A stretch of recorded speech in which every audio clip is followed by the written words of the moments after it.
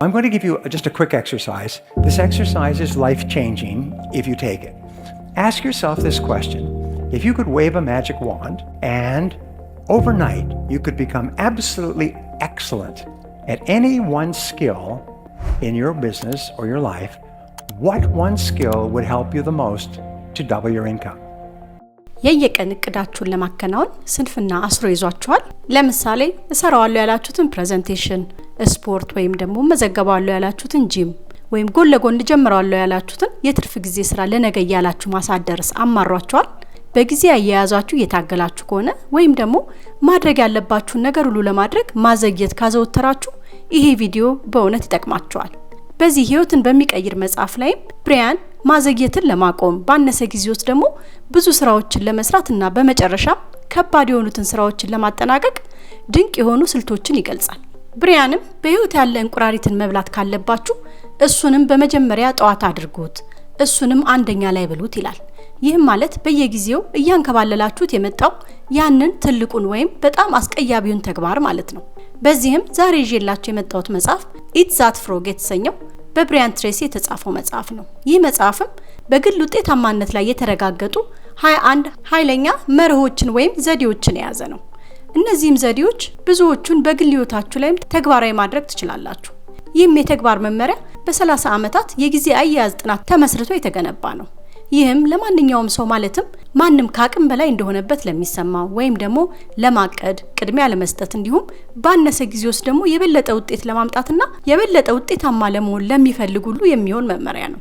ለስኬት ቁልፉ ሁሉንም ነገር ማድረግ መሞከር አይደለም ይላል ጸሐፊው። ይልቁንስ በጣም አስፈላጊ በሆኑት ተግባራት ላይ ሙሉ በሙሉ በማተኮርና ተግባሮቹንም ማስተዳደር ወደምትችሉት ትናንሽ ክፍሎች በመከፋፈል ከዛም እሱ ላይ እርምጃ በመውሰድና በመጀመር ነው ይላል። የመጽሐፉ ርዕስም ማርክ ትዌን ከተናገረው ጥቅስ የመጣ ነው። ይህም ማለት የእናንተ ስራ እንቁራሪት መብላት ከሆነ ያንንም ጠዋት መጀመሪያ ላይ አድርጉት የሚለው አባባሉ ማለት ነው። ጠዋታችሁን ያንን እንቁራሪት በመብላት መጀመር ከቻላችሁ በዚያ ቀን ሊከሰት የሚችለው በጣም መጥፎ ነገርን መታገስ ትችላላችሁ። ከዛ የበለጠ መጥፎ ነገር ሊመጣ አይችልምና ይላል። እንቁራሪት ማለትም የእናንተ በጣም ወሳኝ ተግባር ማለት ነው። ያም ማለት ብዙ ጊዜ በተደጋጋሚ የምታዘገዩት እና ለነገ የምትሉት ነገርና ለውጤታችሁና ለስኬታችሁ ግን ትልቅ ተጽዕኖ ሊፈጥር የሚችለው ነገር ማለት ነው። እንዲሁም የእናንተ ስራም 2 እንቁራሪቶች መብላት ከሆነ መጀመሪያ ትልቁን መብላታችሁን አረጋግጡ ይላል። የመጽሐፉ ዋና መነሻም በየቀኑ ስኬታማ ለመሆን ማጠናቀቅ ያለባችሁ አንድ በጣም አስፈላጊ ተግባር ምን እንደሆነ መወሰን ነው ይላል። ከዚያም ስራውን ወዲያውኑ መጀመር እና እስኪያልቅ ድረስም ከሱ ጋር ብቻ መጣበቅ ይላል። ጸሐፊውም የብዙ ሰዎችን ስራ ካጠና በኋላ በግላዊ ውጤታማነት ላይ በጣም ኃይለኛ ናቸው ብሎ የመረጣቸውን 21 ዘዴዎችን ወይም ቴክኒኮችን በዚህ መጽሐፍ ያቀርባል። ከዚህ በፊት በክፍል 1 በሰራውት ቪዲዮ ላይ ከ21 ምዕራፎች ማለትም ከ21 ዘዴዎች ውስጥ 10ን ያቀርብኩላችሁ ሲሆን በዚህ ቪዲዮ ደግሞ የቀሩትን 11 ምዕራፎች ማለት ደግሞ 11 ዘዴዎች የማቀርብላችሁ ይሆናል። ከዚህ በፊት ላይ የነበሩትን ምዕራፎች ለማስታወስ ያህልም ስለ ዝግጅት፣ በየለቱ ስለማቀድ፣ የ80-20 ህግን ስለማክበር፣ ስለ ABCDE ዘዴዎችና ስለ 3 ህጎች የሚሉት የተወሰኑት ናቸው። እና ይሄኛውን ቪዲዮ ካያችሁ በኋላ ያኛውን ክፍል ቪዲዮ እንድታዩት ሊንኩን በዚህ ቪዲዮ ዲስክሪፕሽን ላይ ማስቀምጥላችሁ ይሆናል። ብሪያን እንደሚለው እነዚህን ዘዴዎች በማንኛውም ቅደም ተከተል ጥቅም ላይ ልታውሏቸው ትችላላችሁ ይላል። እና አሁን ይሄኛውን ቪዲዮ ብታዩት ተከታታይነት ያለው ነገር ስላልሆነ ችግር እንደሌለው ላሳውቃችሁ ፈልጋለሁ። ስለዚህ በዚህ ቪዲዮ ከምዕራፍ 11 እስከ ምዕራፍ 21 ድረስ ያሉትን ማቀርብላችሁ ይሆናል። ወደ ምዕራፎቹም ከመግባታችን በፊት የቻናላችን ቤተሰብ ካልሆናችሁ ቻናላችንን ሰብስክራይብ በማድረግ ቪዲዮ እንድትጀምሩ በማክበር ጠይቃለሁ። እንዲሁም ይህ ቪዲዮ ለብዙ ሰዎች እንዲደርስ አሁን ቪዲዮ ላይክ በማድረግ እንድትጀምሩ ስል በማክበር መጠየቅ ፈልጋለሁ። ምዕራፍ 11 ማለትም 11ኛው ዘዴ አፕግሬዲንግ ዩር ኪ ስኪልስ የሚለው ነው። ይህም ማለት ቁልፍ ችሎታችሁን ማሻሻል የሚለው ማለት ነው። ብሪያን በጊዜ ሂደት ዕውቀትና ክህሎት ጊዜ ያልፍባቸዋል ይላል። ስለዚህ ሁሌም ቁልፍ ችሎታዎቻችሁን ማሻሻል ያስፈልጋችኋል። በጣም ጥሩ የሆናችሁበትን ነገርና የተሻለ ማድረግ የምትችሉትን ነገር መለየት እና ከዚያም እነዚህም ልዩ ችሎታዎቻችሁን በማሻሻል ላይ ማተኮር ያስፈልጋል ይላል። ችሎታዎቻችሁ የተሻሉ በሆኑ መጠን የበለጠ ተነሳሽነትና በራስ መተማመን ይኖራችኋል። ያም እንቁራሪታችሁን በፍጥነት ለመብላት ይረዳችኋል ይላል። በተጨማሪም ጸሐፊው ችሎታችሁንና ዕውቀታችሁን ለማዳበር እነዚህን ነገሮች አድርጉ ይላል። በየቀኑ ቢያንስ ለ1 ሰዓት ያህል ስላላችሁበት የሥራ መስክ አንብቡ። ሊረዷችሁ የሚችሉና በመስካችሁ ላይ ያሉ እያንዳንዱን ኮርስና ሴሚናርም ውሰዱ። የተለያዩ እናንተን የሚያሳድጉ ስብሰባዎችና ኮንፈረንሶች ላይም ተሳተፉ። በመንገዳችሁ ላይ መኪናም ስትነዱም ሆነ በባቡር ላይ ስትሳፈሩና ስትጓዙ ጠቃሚ ኦዲዮዎችን አዳምጡ ይላል። ስለዚህ ራሳችሁን መጠየቅ ያለባችሁ እኔ ባዳብረውና በደንብ ብሰራው ኖሮ በስራዬ ላይ በጎ ተጽዕኖ የሚኖረው ችሎታ ምንድነው ብላችሁ ራሳችሁን ጠይቁ ይላል። ምክንያቱም ቁልፍ ችሎታዎች ቁልፍ የውጤት ቦታዎችን ያሻሽላሉና። መማር ካቆማችሁ ዕውቀታችሁ ጊዜ ያልፍበታል። አንድም እንኳን ቢሆን ተጨማሪ ክህሎት ለውጥን ያመጣልና በየዕለቱ መማርን ቀጥሉ ይላል። ምዕራፍ 12 ማለትም 12ኛው ቴክኒክ ደግሞ አይደንቲፋይ ዩር ኪ ኮንስትሬንት የሚለው ነው። ይሄም ማለት ቁልፍ የሆኑ የሚገድቧችሁን ነገሮች ለዩ የሚለው ማለት ነው። ብሪያንም ሁሉም ሰው ያንን እንቁራሪቱን ለመብላት የሚያደናቅፈውን ቁልፍ ገደብ ወይም ማነቆችን መለየት አለበት ይላል። ምክንያቱም አንድ ነገር የሚሳካበት ፍጥነት የሚወሰነው የእናንተ ቁልፍ ገደቦችን ስታውቁት ብቻ ነው ይላል። ስለዚህ ወደ ኋላ የሚጎትቷቸውን ገዳቢ ሁኔታዎች መለየት አለባችሁ። እናም ብሪያንም ማወቅ ያለባችሁ 80% ገደቦች ውስጣዊ ናቸው ይላል። ወይም በእናንተ ውስጥ ወይም ደግሞ በድርጅታችሁ ውስጥ ያሉ ናቸው። ለምሳሌ የግል ስልጣናችሁ፣ ችሎታችሁ፣ ልማዶቻችሁ፣ ትምህርታችሁ ወይም ብቃታችሁ ማለት ነው። ሌላው ደግሞ 20% የሚሆኑት ገደቦች ደግሞ ውጫዊ ናቸው ይላል። ወይም ደግሞ ከናንተ ወይም ከድርጅታችሁ ውጭ ያሉ ናቸው። ለምሳሌ የገበያ ውድድር፣ መንግስታት ወይም ሌሎች ውጫዊ ነገሮች ማለት ነው። እና አብዛኞቹ ገደቦቻችን ውስጣዊ በመሆናቸው ለህይወታችንና ለጉዳዮቻችን እንዲሁም ለድርጊቶቻችን ሙሉ ኃላፊነትን መቀበል አለብን ይላል።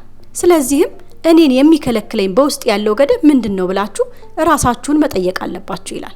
ምዕራፍ 13 ማለትም 13ኛው ቴክኒክ ደግሞ put the pressure on yourself የሚለው ነው። ይሄም ማለት ግፊቱን በራሳችሁ ላይ አድርጉ የሚለው ማለት ነው።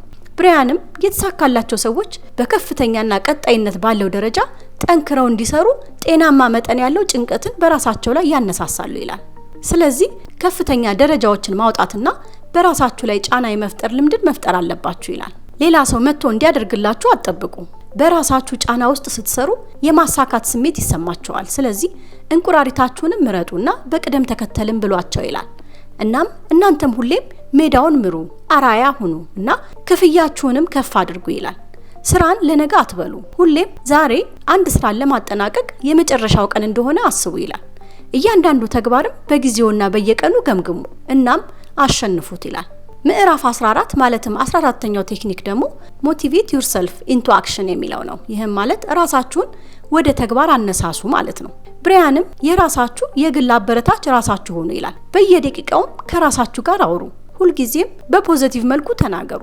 ብሩህ አመለካከት ይኑራችሁ እና እኔ ማድረግ እችላለሁና ራሴንም እወዳለሁ የሚል አይነት አመለካከት ይኑራችሁ ይላል። ሐሳቦቻችሁን ተቆጣጠሩ፣ ምክንያቱም ያለ ማቋረጥ የምታስቡትን ትሆናላችሁና። እናም እናንተ ላይ ለሚደርስባችሁ ነገርም ሙሉ ኃላፊነትን ውሰዱ ይላል። ብሪያንም ብሩህ ተስፋ መኖር በስራችሁና በግል ህይወታችሁ ውስጥ ለስኬት ማዳበር ከምትችሉት በጣም አስፈላጊ ባህሪያት አንዱ እንደሆነ እወቁ ይላል። በእያንዳንዱ ሁኔታ ውስጥም ጥሩውን ብቻ ፈልጉ። በእያንዳንዱ እንቅፋትና ችግር ውስጥም ሁልጊዜ ጠቃሚውን ትምህርት ብቻ ፈልጉና ተመልከቱ። ሁልጊዜ ለእያንዳንዱ ችግርም መፍትሄ ፈልጉ። ስለ ግቦቻችሁም ያለ ማቋረጥ አስቡ እናም ተናገሩ ይላል። እናም ራሳችሁን በማበረታታትና ለራሳችሁ ጥሩ ነገርን በመናገር እናም ስለ ራሳችሁ ብሩህ አመለካከትን በመያዝ ለራሳችሁ ተነሳሽነት ለመሆን መስራት አለባችሁ ይላል። የመተቸት፣ የማጉረምረምና ሌሎችን ጥፋተኛ የማድረግ ዝንባሌዎችን አቁሙ። እናም ተጨማሪ እርምጃ እንድወስድ ራሴን ለማነሳሳትና ስለ ራሴ የበለጠ ብሩህ ተስፋ እንዳገኝ እንዴት ነው መስራት የምችለው ብላችሁ ራሳችሁን ጠይቁ ይላል። ምዕራፍ 15 ማለትም 15ኛው ቴክኒክ ደግሞ ቴክኖሎጂ ኢዝ ኤ ተረብል ማስተር የሚለው ነው። ይሄም ማለት ቴክኖሎጂ መጥፎ አለቃ ነው ማለት ነው። በተለይ እንቁራሪታችሁን መብላት ስትፈልጉ ቴክኖሎጂ ጠላታችሁ ሊሆን እንደሚችል እወቁ ይላል። ስለዚህ በተቻለ መጠን ጊዜያችሁን በመጠቀም እንድትሰሩ ከቴክኖሎጂ በጊዜ መላቀቅ አለባችሁ ይላል። በአላስፈላጊ ቴክኖሎጂዎች አትጠመዱ። በየቀኑ በቀንና በሌሊት ለ1 ሰዓት ያህል ከቴክኖሎጂ ራሳችሁን ብታረቁ በራሳችሁ ላይ ትልቅ መሻሻልን ታያላችሁ። የስልካችሁን ኖቲፊኬሽን አጥፉ። ሌሎች የማይፈለጉ የቴክኖሎጂ መሳሪያዎችንም አርቃችሁ አስቀምጡ። በጊዜ ሂደትም ጥቅሙን ታዩታላችሁ ይላል። የተሻለ የማስታወስ ችሎታ፣ ጥልቅ የሆነ የሰዎች ግንኙነትና የተሻለ እንቅልፍ እንዲሁም ግልጽ ውሳኔዎችን የመስጠት አይነት ጥቅሞችንም ታያላችሁ ይላል። እናም የበለጠ ለመስራት በቴክኖሎጂ ላይ ያለኝን ጥገኝነት እንዴት መቀነስ እችላለሁ ብላችሁም ራሳችሁን ጠይቁ ይላል። ምዕራፍ 16 ማለትም 16ኛው ቴክኒክ ደግሞ ቴክኖሎጂ ኢዝ ኤ ወንደርፉል ሰርቫንት የሚለው ነው። ይህም ማለት ቴክኖሎጂ ድንቅ አገልጋይ ነው የሚለው ማለት ነው።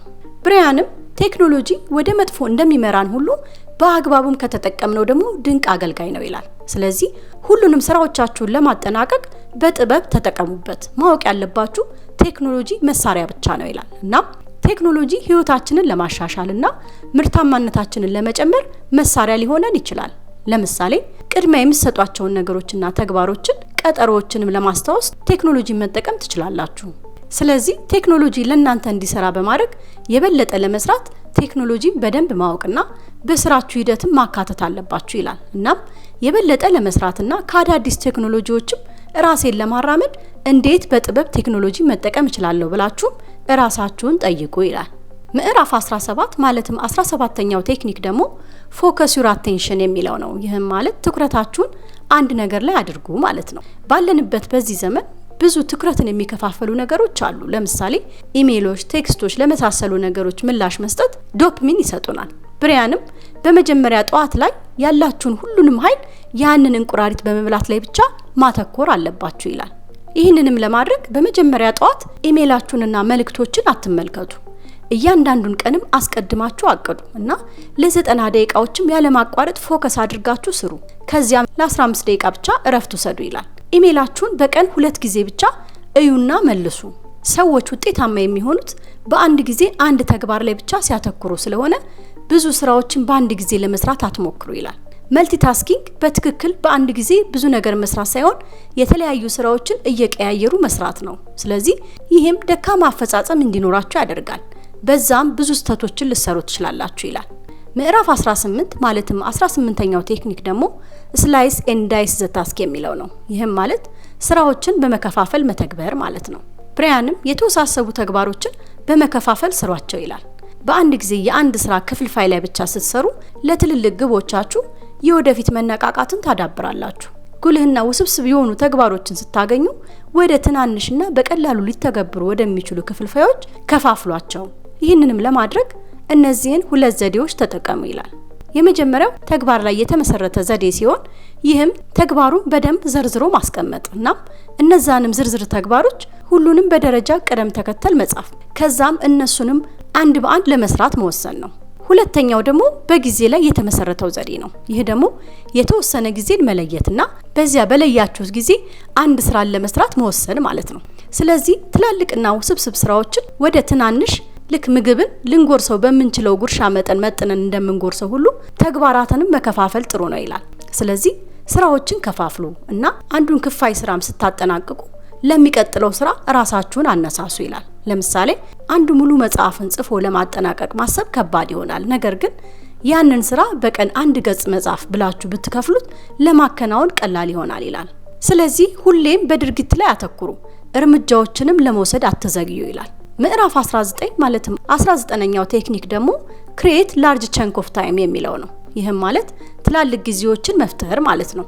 ብራያንም ለተወሰኑ ተግባሮቻችሁ ማለትም እንደ መጽሐፍ ማንበብ፣ ደንበኞች ጋር መደወል የመሳሰሉ ተግባሮቻችሁ ጊዜዎችና ሰዓቶችን በመወሰን ሰዓት ቁረጡላቸው ይላል። የጊዜ ክፍተቶችንም አስቀድማችሁ አቅዱ እና እያንዳንዷንም ደቂቃ ሳታባክኑ አቅዱባት ይላል። ይህንንም ማድረግ ቀናችሁን በምታቅዱበት ጊዜ ባዶ ጊዜዎችን ለመፍጠርና የጊዜ አያያዝንም ለመጠቀም ይረዳቸዋል። ስለዚህ ብዙ ጊዜን ለመቆጠብም በደንብ አስቡ ይላል። ይህም ቀናችሁን በብቃት ማቀድን ያሻሽልላችኋል እና በጊዜ ሂደትም ጊዜያችሁን ትቆጥባላችሁ። በማይፈለጉ ስራዎች ላይም ጊዜ ማሳለፍን ታቆማላችሁ ይላል። ይህንንም ካላንደራችሁ ላይ በጣም ወሳኝ ለሆኑ ተግባራት ሰዓቶችን ብሎክ በማድረግ ማቀድ ትችላላችሁ። በእያንዳንዱ የስራ አገዳ ውስጥም ሁሉንም ትኩረት የሚከፋፈሉ ነገሮችን አስወግዱ ይላል። ብቻ ያንን እንቁራሪታችሁን መብላት ላይ ብቻ አተኩሩ ይላል። ምዕራፍ 20 ማለትም 20ኛው ቴክኒክ ደግሞ ዴቨሎፕ ኤ ሴንስ ኦፍ አርጀንሲ የሚለው ነው። ይህም ማለት የጥድፊያ ስሜትን ማዳበር ማለት ነው። ብራያንም እያንዳንዱ ተግባር የጊዜ ገደብና የጥድፊያ ስሜት ሊኖረው ይገባል ይላል። የተሳካላቸው ሰዎች በጣም አስፈላጊና ቅድሚያ በሚሰጧቸው ጉዳዮች ላይ ፈጣንና ደፋር እርምጃዎችን ይወስዳሉ። ስለዚህ እርምጃ በመውሰድ የጥድፊያ ስሜትን ማዳበር አለባችሁ ይላል። ቁልፍ የሆኑ ተግባሮቻችሁን ስትሰሩ ወዲያውኑ ወደ ፍሰት በመግባት ወዲያውኑ ጀምሩ። ከፍተኛ ምርታማ የሆኑ ሰዎች ለማሰብ ለማቀድና ቅድሚያ የሚሰጧቸውን ነገሮች ለመለየት ጊዜ ይወስዳሉ። በጣም አስፈላጊ በሆኑ ተግባራችሁ ላይ በከፍተኛ ሁኔታና በቀጣይነት ባለው ሁኔታ ስትሰሩ በትክክለኛ ፍሰት ወደሚባል አስደናቂ የአእምሮ ሁኔታ ውስጥ መግባት ትችላላችሁ ይላል። ፍሰት ማለት በጣም ውጤታማ ለመሆን በግልጽ በፈጠራና በራስ መተማመን የምንሰራበት አስደናቂ የአእምሮ ሁኔታ ነው ይላል። ስራን ማጓተትን በማሸነፍና ታላቅ የሆነውን እንቁራሪታችሁን በማለዳ በመብላት ለቀናችሁ አጣዳፊነትን ማዳበር ትችላላችሁ ይላል። እናም አንድ እድል ወይም ችግርን ስትመለከቱ ወዲያውኑ እሱ ላይ እርምጃ በመውሰድ ጀምሩ ይላል። የመጨረሻው ምዕራፍ 21 ማለትም 21ኛው ቴክኒክ ደግሞ ሲንግል ሃንድል ኤቭሪቲንግ የሚለው ነው። ይህም ማለት እያንዳንዱን ተግባር በነጠላ ስሩት የሚለው ማለት ነው። ጊዜያችሁን ባለማባከን በአንድ ጊዜ አንድ ስራ ላይ በማተኮር ለራሳችሁ ዲሲፕሊን ይኖራችሁ ይላል። በጣም አስፈላጊ በሆነው ስራችሁ ላይ በነጠላ አእምሮ በማተኮር ለማጠናቀቅ የሚፈጀውን ጊዜ 50% ወይም ከዚያ በላይ መቀነስ ትችላላችሁ ይላል። ብራያንም ስኬታማ የሆኑ ሰዎች ወደዱም ጠሉም ለመስራት የሚያስፈልጋቸውን ነገር ሙሉ በሙሉ ይፈጽማሉ። ስለዚህ እንቁራሪታችሁን ሙሉ በሙሉ የመብላት ልማድ ማዳበር ያስፈልጋቸዋል ይላል። ያም ማለት በጣም አስፈላጊ የሆነ ተግባራችሁን የመምረጥ ችሎታን በማዳበር እሱ ላይ በመስራት ጀምሩ። እናም ያንን ተግባርም እስኪጠናቀቅ ድረስ እሱ ላይ ብቻ አተኩሩ ይላል። ስለዚህ ግልጽ የሆኑ ቅድሚያ የምትሰጧቸው ነገሮችን አዘጋጁ። በጣም አስፈላጊ በሆነው ላይ ወዲያው ተግባራችሁን ጀምሩ። እናም ስራው 100% እስኪጠናቀቅ ድረስም ያለ ማቋረጥ ስሩ ይላል። ይህም የብራያን ትሬሲ መጽሐፍ በህይወት ውስጥ ትልቁን እንቅፋታችንን ማለትም ስንፍናንና ስራ ለነገ ማለትን ለመቋቋም የሚረዱ ጠቃሚ ምክሮችን የተሞላ በመሆኑ እንደተጠቀማችሁበት ተስፋ አደርጋለሁ። ዲሲፕሊንን ከማዳበርና ጊዜያችሁንም በብቃት ከመምራት ጀምሮ በልማድ እስከ መመስረትና ስኬትን እስከ ማሳደግ ድረስ ይህ መጽሐፍ ሁሉንም መንገድ የሚመራ ነው። በዚህም እኔም የዚህን ኢትስ ዛት ፍሮግ የተሰኘው መጽሐፍ ሪቪው ሁለተኛና የመጨረሻ ክፍል በዚሁ ላብቃ። ቪዲዮንም እንደወደዳችሁት እርግጠኛ ነኝ። በዚህም ስለ ቻናላችን ያላችሁን አስተያየት በኮሜንት ላይ አስቀምጡልኝ። በቀጣይም ሌላ መጽሐፍ ይዤላችሁ መመጣ ይሆናል። እስካሁን ደግሞ የቻናላችን ቤተሰብ ካልሆናችሁ ሰብስክራይብ በማድረግ ቤተሰብ እንድትሆኑ በማክበር ጠይቃለሁ። እንዲሁም የቴሌግራም ቻናላችንን ተቀላቀሉ። ሊንኩን ዲስክሪፕሽን ላይ ታገኙታላችሁ። ይህን ቪዲዮ ለብዙ ሰዎች እንዲደርስ ላይክ እና ሼር እንድታደርጉት በማክበር ጠይቃለሁ። በቀጣይ ቪዲዮ እስክንገናኝ ድረስ ሰላም ሁኑልኝ።